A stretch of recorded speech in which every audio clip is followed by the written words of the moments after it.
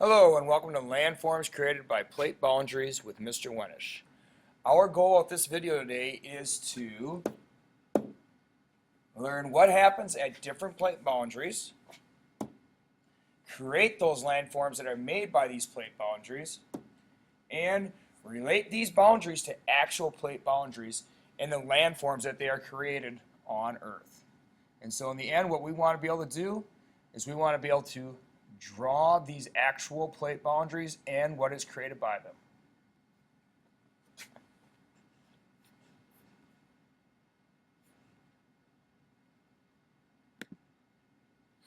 Our first plate boundary we're going to look at is the ocean-to-ocean convergent boundary. At an ocean-to-ocean convergent boundary, what happens is we have a plate coming this way, and we have a plate coming this way. And they obviously are going to collide right here. When they hit, what happens is one plate ends up being heavier or more dense and will sink down below the lighter plate. And this will create a very deep area called a trench, and some of that magma lava will actually bubble up through the crust and you start creating a chain of volcanoes. A great example of this is over by Alaska. We have the Aleutian chain. Here this plate is hitting this plate, one's diving underneath the other, and you get this chain of volcanoes coming off of Alaska called the Aleutian chain. All these are good examples of ocean-to-ocean convergent boundaries. And we also have the thing called the Marianas Trench, the deepest trench in the world. All right, so now what you're going to have to do is you're going to have to draw these boundaries. And so if I'm going to draw an ocean-to-ocean convergent boundary, I'm basically going to start out by just making almost like a rectangle. I'm going to come through, and I'm going to have that plate dive down. And eventually it's going to get so deep that the whole thing's going to melt. And I'm going to have my other plate coming through and hitting them. And so I like to draw arrows in to show that this one's heading this direction, and this one's coming this direction. Again, when underneath here is going to be our lava, our magma. So basically this is all red all the way through here.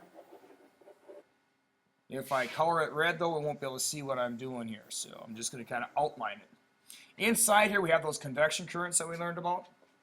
And so I'm going to draw in my convection current, the direction it's going.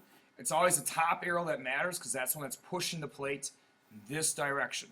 So the top arrow pushes it. And so this one actually goes the opposite direction. So it's going to come around like this. I'm going to make sure I got my convection currents labeled. And as that plate goes deep down underground here, some of that lava is going to start bubbling back up. And we're going to create a little volcano here, which might go above the ground and it might not. So I'm just going to make my volcano. Now I got to add in my water yet. And so I'm going to draw my water coming across. And the way I drew it on this one, the volcano technically is still below water. It's not above water. And the final thing we need to label is our trench. Because the two plates collide and this one gets pushed down, we have a trench where it gets deeper right here. So we got to make sure we label it, draw an arrow so we know what we're talking about. I also want you to label the name of this boundary. Just convergence is good enough. You don't have to call it an ocean-to-ocean convergent boundary, but you at least got to call it a convergent boundary. And on your paper, hopefully you'll have more room than I'm ending up with on this one. All right, let's move to our next boundary. Our next boundary is going to be a ocean to land convergent boundary. Ocean to land. And so the catch with this one is we still have the ocean crust, which is always more dense because you got that water in there. Water just weighs more than land a lot of times. And so it's just going to push that ocean crust down. And as it goes down, again, it's going to hit that land. It's going to create our mountain ranges here. And as you can see, more volcanoes. Whenever you have that water, that wet crust going down it's going to create volcanoes because it creates extra gas, and the gas gets trapped and rises up and tries to get out.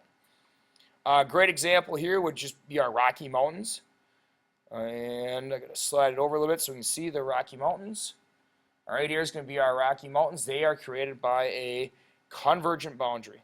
Or the Andes Mountains down in South America is another good example of a convergent boundary. All right. So up next here, we're going to go ahead and show you how to draw this ocean-to-land convergent boundary. So we'll start again making our rectangle coming across. And it's coming this way. And eventually it's going to hit our other plate. It's going to go diving deep down. When it hits our land plate, we're going to get these big mountains coming through here and then leveling off again. And that's just going to be basically coming straight across. And so I'm going to include in here my ocean.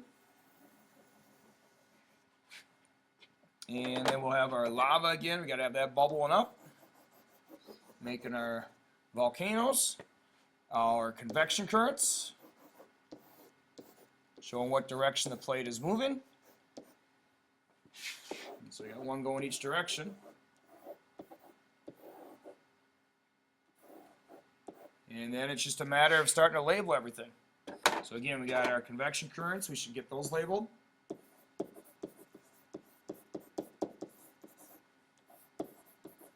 And here now we got a volcano. We should get that labeled. Should have probably labeled on the last one too, because technically that was still a volcano even if it was underground. And I want to make sure we got our boundary labeled here. This is another convergent boundary.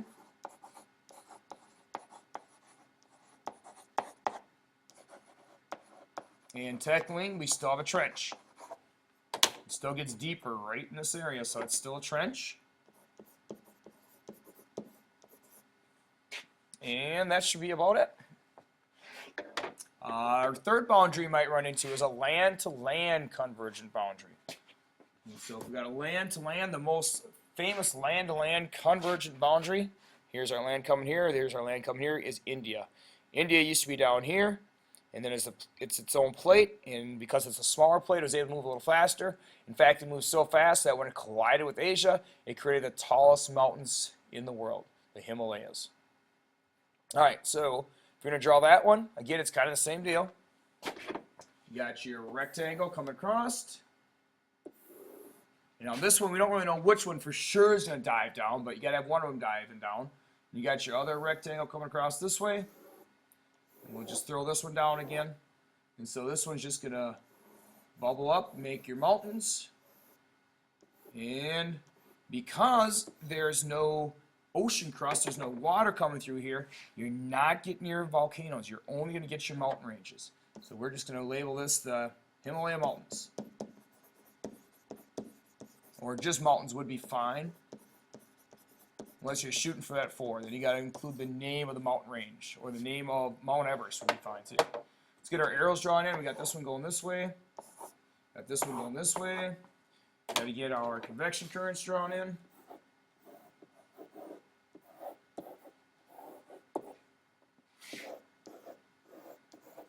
And label our boundary. We got our convergent boundary. We do not have a trench because we do not have an ocean. All right. So I'll just get my convection current labeled here.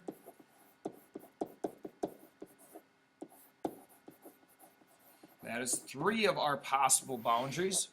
We still have 2 more boundaries left. Our next one would be divergent, where the plates move away. So number 5, we have a mid-ocean ridge, ocean-to-ocean boundary where they move away. It's a divergent boundary. So ocean-to-ocean divergent boundary. And so if you look here, you can see we have our, it's called a mid-ocean ridge. And basically the plates pull apart, allowing lava to bubble up through the middle. It actually forms basically an underwater volcano. And the most famous spot for this one is going to be the Atlantic Ocean. And so we only got part of it here, I see. Part of it's getting cut off. Oh, there we go. And so coming right through the Atlantic Ocean is actually diverging. It's actually getting bigger. The Atlantic Ocean is actually growing bigger every year. Not a lot, we only talk like maybe a couple inches. But every year the Atlantic Ocean, North America gets a little bit further away from Europe every year.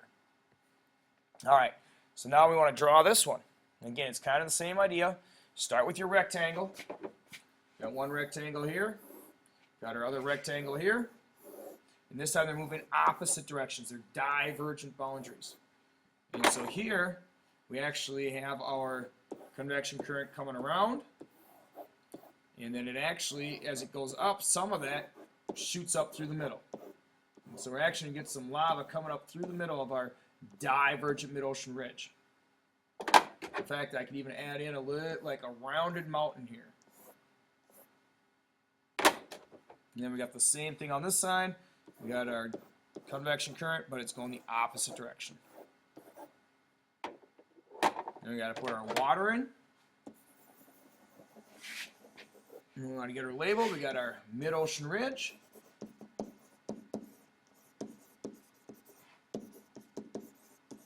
We have our divergent boundaries.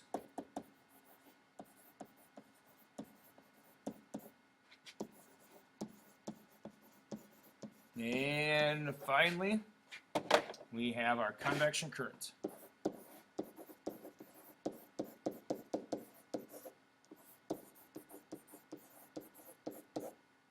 And that is our mid-ocean ridge. And one last landform we got left, and that's going to be land on land, a divergent boundary where it's land on land. And so with our divergent boundary of land on land, again, we just got land pulling away from land. There's really only one really good example of this. The best example of this is Africa, and the Saudi Arabian Peninsula is pulling away from the rest of Africa. And so there's our divergent boundary right now. Technically, it's going to form an ocean if it keeps diverging. It's going to form that mid-ocean ridge. It's going to form an ocean. At one time, Europe and Africa were connected, as you guys know, with North America. And then that mid-ocean ridge formed, that Rift Valley. It started as a Rift Valley, and it just always has kept on drifting further and further apart. It's taken like over 200 million years for it to drift apart. All right, so if I'm going to draw my Rift Valley, I'm just going to, again, start with my two boxes. Put my arrows in, go in opposite directions. And on this one, I might put a little bit of water, like almost like a river going through here for my Rift Valley. I'm going to put my convection currents in. Again, going opposite directions.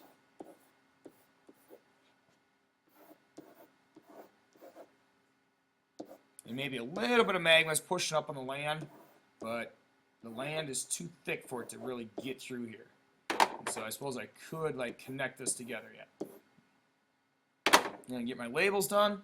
So we got my Rift Valley.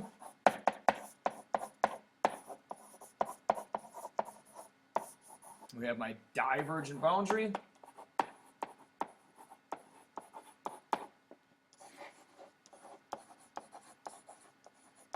And finally, we have a convection currents.